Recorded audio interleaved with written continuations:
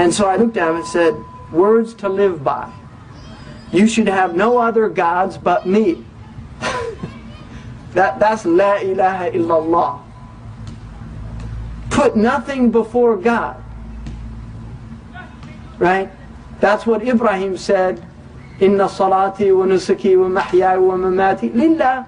My prayer, my ritual, my life and my death are all for God. Always use God's name respectfully. The Quran says don't use God's name in vain. Keep God's day special. Right? We believe every day is God's day. I mean, it's not just Sunday, but Jum'ah has a special relationship to us, and these days also. Respect and obey mom and dad. Birr al-walidain. وَوَصَّيْنَا الْإِنسَانَ بِوَالِدَيْهِ. And we told human beings to respect their parents. Do not murder. لَا تَقْتُلُوا نَفْسًا. Quran says don't take a soul without any just right. Do not take another wife or husband. Do not take another's wife or husband. لَا تَزْنُوا. Don't fornicate or commit adultery. Quran. Do not take what belongs to another. Do not tell a lie. Do not want what is not yours. I can't argue with any of that. It's all true. And if it comes from a Christian, it's as true for a Muslim as it is for a Christian or a Jew. And the same thing, if a Christian read the Quran with an open heart, he would find, or she would find, that most of what's in the Quran is actually in perfect consistency with their own beliefs and values. And the same for a Jew and even a Buddhist or even many secular humanists, which is what clearly points out that this is for the post-secular West, it's an interesting book for them to consider because it honors science, it honors enlightenment, it honors knowledge. We don't believe in the tree of knowledge being evil.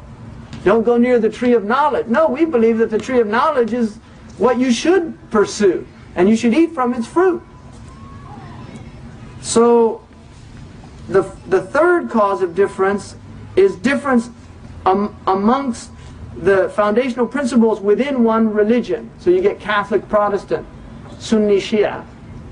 And he says the difference between revelations, he said, is like people all headed towards the east, but some of them are headed due east and other ones are headed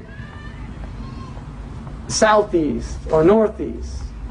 Those are the different religions. They're all headed towards the same direction. They want salvation, they want truth. But they've gone, some of them have gone different. And he said those who have different usul, he said these are like people traveling in the same direction, but some have gone, they're on the side of the road, and there's thorn bushes, if it's not sound what they're doing. And then the fourth difference are those differences within the rightly guided group. And there's plenty of room, and he said that's like a wide road. The Quran calls Islam the broad road. It's not the straight and narrow. It's the straight and broad. And there's plenty of room for everybody. Muslim, that's the beauty in Islamic society. You're traveling and the Jew's on the same road with you. Right? Because you believe he's trying to get to God as well.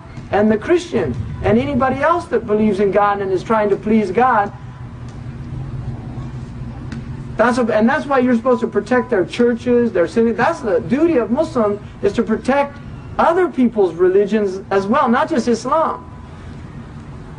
And he says there's plenty of room for that. And just in the end, I want to mention one thing about also Daniel Pearl.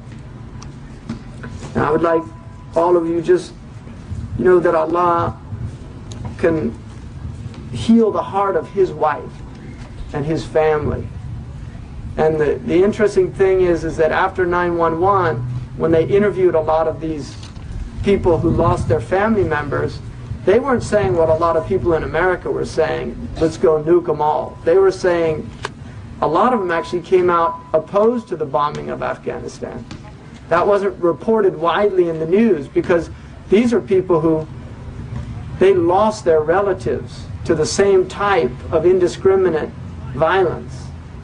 Because anybody that understands the nature of collateral damage, Timothy McVeigh called the people who died in the bombing of the federal building in Oklahoma collateral damage. That was the word that he used, and he was taught that word when he was in the army. That's what he called them, collateral damage. And innocent people dying, I don't know how you call that collateral damage. It's whoever thought of that word is collaterally damaged.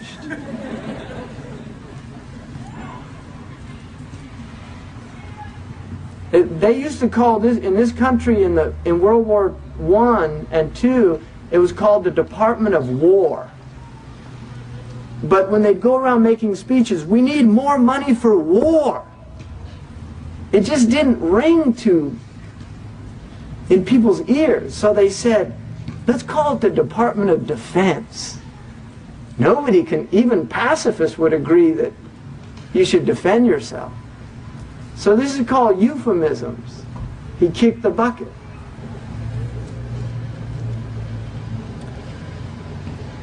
So there's a lot to do, and I think we should be committed to trying to spread peace. The Prophet ﷺ said, Afshu salam, spread peace. The Prophet taught us every single prayer 5 times a day. He used to say after the prayer, Allahumma anta salam. Oh Allah, you are peace. Wa minka salam. And to you peace returns.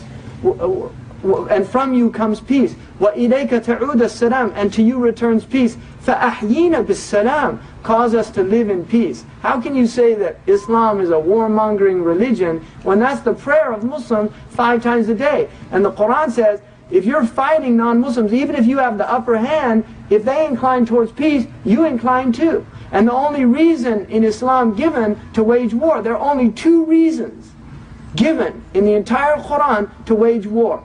If your land is taken from you, or if people are trying to stop you from from worshiping your Lord. Physically trying to coerce you into leaving your religion, you're permitted to defend your faith. Those are the only 2 reasons. And the Quran says God does not prohibit you from befriending and showing kindness and sharing in your wealth peoples of other religions who do not fight you in what you believe or chase you out of your homes. And God loves those who are just. And this is the message of Islam. So, and just in that spirit, I want to say a prayer. This is called San Francisco, which is the city of St. Francis. And I was in Rome at an ecumenical council with major leaders of the Christian religion and of the Muslim world. And there were 2, one from the community of Imam Warithuddin Muhammad and myself were there as American Muslims, and the Sheikh, the Mufti of Egypt, and some of the leading scholars from Morocco and Saudi Arabia and other places, and Sheikh Abdullah bin Bayya was there, and that's how I was invited, was through him. The day, it just so happened that on the day of our convocation, it was their festival of St. Francis of Assisi. And a lot of people don't know this, but the Franciscans actually, it is recorded in their tradition that he ended the Crusades.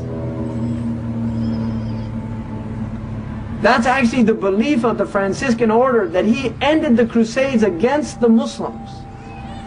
And the reason is because he went to the Pope and asked for a papal dispensation to allow people to make pilgrimage to Assisi, to his church, as opposed to getting their indulgence through crusades.